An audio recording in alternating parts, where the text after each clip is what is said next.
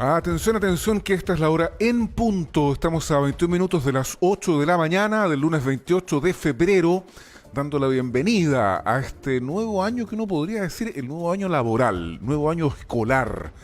Este mes de febrero que nos trajo noticias sobrecogedoras y de las más dramáticas que probablemente vamos a vivir en estos años. Estamos hablando concretamente de la guerra de Ucrania, la invasión rusa a la nación ucraniana que ya va por su quinto día y en donde queda absolutamente claro que hay dos campos de batalla donde se desarrolla esta conflagración. Una es el terreno de combate, donde se viven escenas que se muestran francamente sobrecogedoras, y el otro campo es en el campo de la propaganda, donde cada uno de los bandos también está desarrollando su propia guerra, su propia ofensiva comunicacional.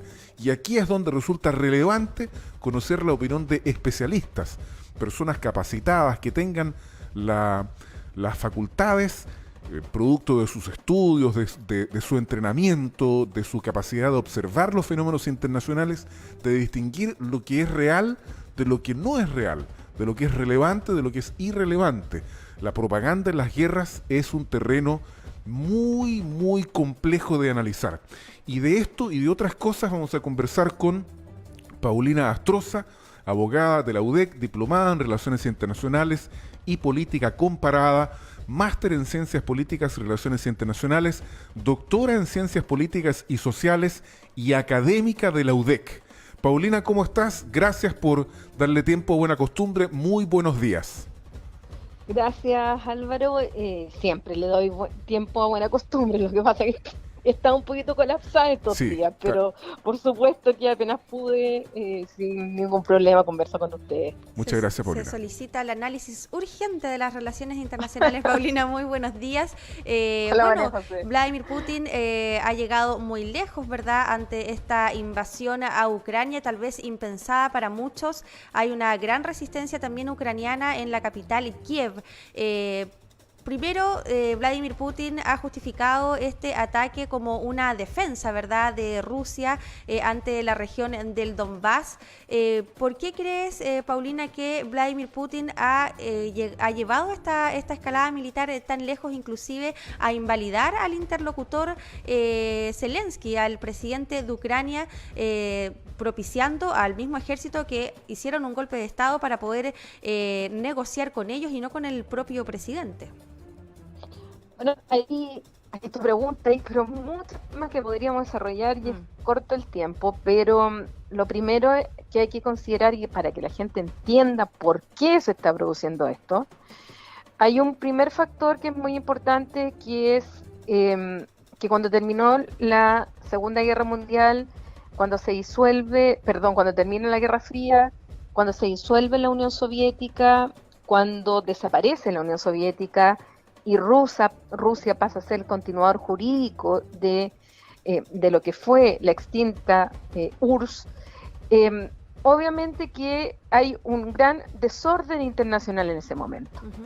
Y por un lado teníamos a la Unión Soviética que desaparece, el Pacto de Varsovia, que era su alianza militar, que desaparece, y por otro lado aparece como ganador, entre comillas, de esta Guerra Fría, Occidente.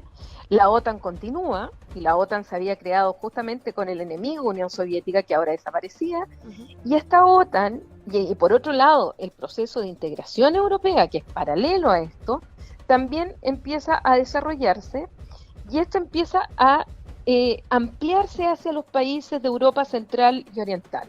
No me gusta decir países del este, porque países del este y del oeste es un lenguaje de Guerra Fría y se refería al telón de acero, como dijo Churchill en su momento. Estamos hablando de Europa Central y Oriental. Claro, entonces empezó a ampliarse hacia, digamos, las fronteras de Rusia, y eso ha significado para Putin algo que desde antes que fuera presidente, él fue agente de la KGB, fue espía en Berlín Occidental, él conoce muy bien lo que ha significado todo este proceso. Para él, el término de la Unión Soviética y la forma como se negoció fue una humillación. y él lo que quiere es volver a la gran Rusia. Claro. Ni siquiera a la Unión Soviética, es a la gran Rusia.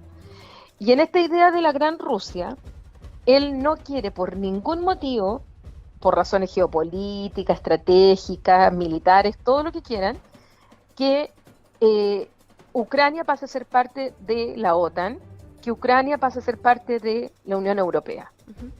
Y por razones más de fondo, y esto es lo importante que hay que destacar, en esa gran Rusia de Putin, Ucrania es parte de Rusia. De hecho, Rusia nace en Ucrania. Es el Rus de Kiev. Y siempre repito un proverbio que le escuché un proverbio ruso que le escuché a una especialista española, y que nos deja muy claro que dice ese proverbio ruso que San Petersburgo es la cabeza de Rusia, Moscú es el corazón, pero que Kiev es la madre. Entonces la madre no puede por ningún motivo pasar a Occidente. Paulina, esta comprensión de la seguridad que tiene Vladimir Putin es una concepción histórica de la geopolítica, es decir, que para él la seguridad es rodearse de estados dependientes, y también hay personas que dicen, bueno, no solamente él teme que la OTAN se acerque a Moscú con una posible incorporación de Ucrania a la OTAN, sino que también que Ucrania sea un proyecto democrático auténtico, también eso le podría molestar, y por eso tal vez ha escalado tanto en no solamente desnazificar, como él dijo, sino que quiere llegar a Kiev y tal vez poner un gobierno interino, es decir, quizás acabar con la independencia de Ucrania. Eso es lo que pretende. O sea, de hecho, hay que entender que Ucrania no es, tal vez hoy día esté cambiando esto, pero antes de la guerra, Ucrania estaba muy dividido en aquellos que son prorrusos y pro-occidentales. O sea, tú te vas a encontrar con ucranianos que quieren acercarse a Occidente, que quieren entrar a la OTAN, que quieren ser parte de la Unión Europea, que quieren tener una política independiente de las presiones de Moscú. Y tienes otra parte de los ucranianos que son prorrusos, que se sienten más cercanos a Rusia, a esa gran Rusia. Entonces, al interior mismo de Ucrania hay divisiones. Y esto quedó muy claro el 2014 con el Euromaidán, cuando se provocó esta revuelta popular que se transformó finalmente en una guerra interna, donde se ha mantenido en el Donbass, en esa zona fronteriza con Ucrania, con Rusia, en que dos incluso repúblicas se autoproclamaron independientes del gobierno central de Ucrania. Y esa es Donetsk y Lugansk, que son territorios muy prorrusos. Y está la parte de abajo de Crimea, donde el 2014 incluso, como son muy filorrusos, además hablan ruso, que es un idioma distinto al ucraniano, pero dicen que es muy parecido, y ellos finalmente hicieron un referéndum, se declararon independientes y después le pidieron a la Federación Rusa que los anexara, y eso fue lo que ocurrió. Entonces, hay también divisiones internas que me da la impresión, ayer vi una encuesta del apoyo a Zelensky, que incluso Putin está logrando la unidad de los ucranianos, cosa que no se había logrado antes. 91% de aprobación, Paulina, Zelensky. Absolutamente, y Zelensky tenía un 20% de aprobación antes de la guerra. O sea, su índice de popularidad estaba en el suelo. Paulina, entonces, eso es un factor también a considerar. Una arista que me gustaría que pudieras profundizar está relacionada con esta visión que pretende imponer Vladimir Putin y su mecanismo de propaganda, en el sentido de que él está concurriendo a salvar a los ucranianos de estos movimientos fascistas o nazistas que habrían cometido genocidios en la zona cercana que acabas de describir tú. Del Donbass. Exactamente. ¿Qué tan efectiva es esta afirmación de Putin? ¿Tiene asidero? ¿Han habido matanzas en esta suerte de guerra civil que hubo en este sector del territorio ucraniano? ¿O simplemente es parte de la propaganda de Vladimir Putin?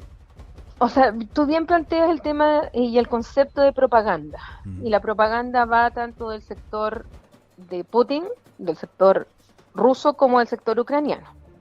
O sea, por eso a uno le cuesta a veces distinguir cuándo una noticia es verdadera o cuándo son fake, cuando es una noticia falsa. Yo misma he caído con imágenes que en realidad no eran realmente las imágenes que correspondían y son imágenes de guerras anteriores. Sí. Por lo tanto, propaganda en esto, en las guerras, una de las primeras víctimas es la verdad.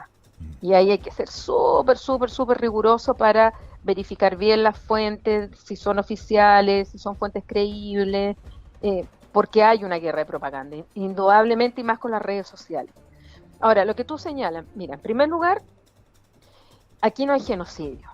El genocidio es un crimen internacional que está específicamente tipificado hoy día en el Estatuto de Roma de la Corte Penal Internacional y que viene de una jurisprudencia que venía de los tribunales penales internacionales que se habían creado en Ruanda, en Yugoslavia, en Sierra Leona y en otros, pero fundamentalmente las sentencias dictadas por los tribunales en la ex Yugoslavia.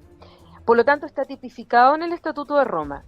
Y el crimen de genocidio no cumple en ninguno de los casos con lo que está ocurriendo en Ucrania. Por lo tanto, lo dejamos fuera. Segundo, hay una guerra civil al interior de Ucrania desde el año 2014 en el Donbass. Van más de 14.000 muertos. Y eso la prensa lo tenía bastante olvidado. Exacto. La prensa no estaba encima de lo que estaba pasando, salvo muy pequeños medios de comunicación que a veces tomaban una nota u otra, pero esa guerra interna entre los prorrusos y los pro-occidente, con el gobierno central ucraniano, venía ya lleva 8 años esa guerra, más de 14.000 muertos. Y lo otro es que sí es efectivo que en Ucrania hay elementos ultra neonazis o fascistas. Paulina, ¿y cuál es el rol de Estados Unidos ahí en ese frente? Porque también se podría pensar de que Estados Unidos intervino más de lo que debería haber intervenido y que subestimó también la capacidad o la escalada militar que podría llegar a tener Vladimir Putin al intentar también acercar a la OTAN y el propio Estados Unidos, que podría haber intervenido en este proceso político interno. Todos han intervenido. O sea, cuando hablamos de intervención, no es necesariamente la intervención militar. Todos han intervenido en Ucrania. Han intervenido los rusos, han intervenido los europeos, ha intervenido Estados Unidos, ya sea a través de dotar de dinero, ya sea entregando armas, ya sea a través de los propios contactos que tienen. Recuerden ustedes que en la época de Trump, el mismo presidente Zelensky estuvo en la Casa Blanca y Trump le pidió que lo ayudara para poder desprestigiar al hijo de Joe Biden en la campaña presidencial, porque el hijo de Biden tiene negocios en Ucrania. Entonces, porque además Ucrania, los gobiernos sucesivos que han existido han sido muy corruptos. Y justamente por eso también gana Zelensky, porque Zelensky aparece como un personaje fuera del ámbito político, si bien de profesión es abogado. La verdad es que él es conocido porque era un cómico satírico, tenía una sátira en el cual él era presidente en esa serie que tenía mucha popularidad, y él criticaba a la clase política tradicional por corrupta, por aprovecharse del pueblo, por tener unas tremendas mansiones. Por eso cayó uno de sus gobernantes también. Entonces, él gana por eso también, con un discurso bastante populista en términos académicos del concepto, y gana con un 73% de las elecciones. Entonces, todos han intervenido. Lo que pasa es que en algún momento hay algunos que son más pro Unión Europea, como fue el caso de Yanukovych, que celebró un acuerdo de asociación con la Unión, y por eso viene el Euromaidán, y por eso los rusos intervienen y crean esta revuelta el año 2014, hasta líderes como el rey del chocolate, que es Petro Poroshenko, que fue el siguiente líder que ganó, un ultramillonario, pero que era más prorruso. Entonces, y después cae, y después se hacen estas elecciones y surge Zelensky, en el cual estaba en contra de toda esta clase política corrupta que había tenido Ucrania, en que eran o prorruso o pro occidente, pero de que han intervenido todos, han intervenido todos en Ucrania durante este tiempo, de distinta manera. Paulina, una última consulta que está vinculada con esta tendencia que a mí me parece curiosa, en el sentido de que ha sido el propio Vladimir Putin el que está intentando correr la frontera de la guerra actual, con sus amenazas directas a Suecia y Finlandia, con su amenaza Urbi et Orbi, diciendo yo tengo el botoncito del arsenal nuclear, el segundo más grande del mundo. Entonces ha sido Putin el que está corriendo, o el que está amenazando con ampliar el escenario de las operaciones bélicas. ¿A qué obedecería, a tu juicio, esta maniobra comunicacional de Vladimir Putin? ¿Es solo eso o hay algo de verdad en la intención de seguir más allá? También amenazó a Alemania, etcétera. Hay una tendencia de Putin de correr la frontera de la guerra.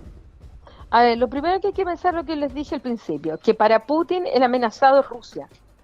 No es Rusia quien está amenazando a Occidente, sino que Occidente lleva décadas, desde el término de la Guerra Fría, amenazando la seguridad de Rusia.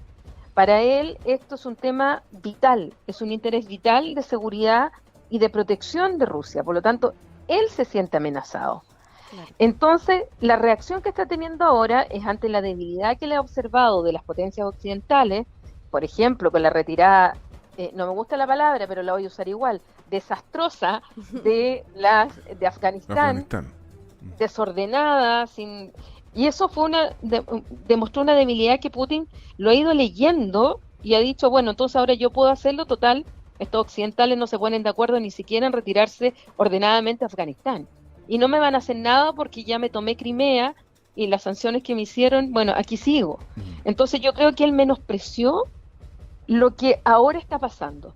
Y ¿Qué está arriesgando Putin? ¿Qué está arriesgando Putin con todo esto? Porque también su propio poder. Su propio poder. Yo creo que si esto sigue de esta manera, y él ya tiene mucha oposición al interior de Rusia. Lo que pasa es que, como se trata de un régimen bastante dictatorial, muy autocrático, tiene absolutamente reprimida a la oposición, salvo el Partido Comunista, que, ojo, es oposición al gobierno de Rusia. No es Vladimir Putin no es comunista, Rusia es oposición, pero es la única oposición tolerada. El resto los envenenan, los echan, los matan, los persiguen, los encarcelan. Entonces está en riesgo la propia existencia del gobierno de Putin en esto. Y por último, y aquí un dato que es bien interesante por lo que leí en la mañana, amenazar a Finlandia y a Suecia, dos países soberanos que son parte de la Unión Europea, que si ellos entran a la OTAN, cosa que no han hecho porque tienen estatuto de neutralidad, si llegan a entrar, él va a reaccionar. La verdad es que me parece absolutamente bluff, porque no va a poder accionar en contra ni de Finlandia ni de Suecia, porque son parte de la Unión Europea, donde también la Unión Europea tiene una cláusula de defensa colectiva. Entonces, no por no ser miembro de la OTAN, el resto de los países de la Unión Europea no van a salir a defender. Yo hoy día en la mañana acabo de leer en un tuit que el gobierno de Finlandia ha decidido prohibir la venta de alcohol a Rusia. Ajá. Bueno, y esas son medidas para los rusos que duelen. Y también el espacio aéreo comunitario está cerrado, es decir, los ciudadanos rusos no se pueden mover, quizás no van a poder consumir alcohol, entre otras cosas, como las transacciones bancarias, que bueno, están tratando de aislar, ¿verdad?, lo más posible a Rusia. Hoy día hay Asamblea General de las Naciones Unidas, ¿qué se podría llegar a conseguir ahí, Paulina? Oye, eso es muy importante porque en la historia de las Naciones Unidas han habido pocas sesiones extraordinarias de la Asamblea General cuando el Consejo de Seguridad se bloquea. Porque el Consejo de Seguridad de las Naciones Unidas se ha bloqueado por el veto hoy día de Rusia, porque tiene derecho de veto. Y ahí entra la Asamblea General, y ahí son los 193 estados que pueden tomar resoluciones en los cuales no existe el veto. Y esas resoluciones, si bien no son vinculantes, no son jurídicamente obligatorias, son políticamente muy importantes. Entonces esto puede ser un nuevo gesto de aislamiento y de no apoyo a Putin, que le puede costar más caro aún, porque ni siquiera los chinos votaron en contra de la resolución del Consejo de Seguridad. Los chinos se abstuvieron, que es distinto. Paulina Astroza, abogada de la UDEC, máster en Ciencias Políticas y Relaciones Internacionales, doctora en Ciencias Políticas y Sociales, académica de la Universidad de Concepción, probablemente una de las voces y del conocimiento más demandado por estos días a propósito del conflicto entre Rusia y Ucrania. Gracias por estar aquí en Buena Costumbre, Paulina. Muchas gracias. Gracias, y Paulina. siempre cuenten conmigo cuando yo pueda dentro de mi agenda. Muchas gracias. Buena semana, Siempre cuentan Paulina. conmigo. Ánimo. Muchas gracias. Igualmente ustedes. Adiós. Muy Chao. buenos días. 8 de la mañana en punto. La visión internacional con voces que hablan desde el Biobío, aquí en Buena Costumbre.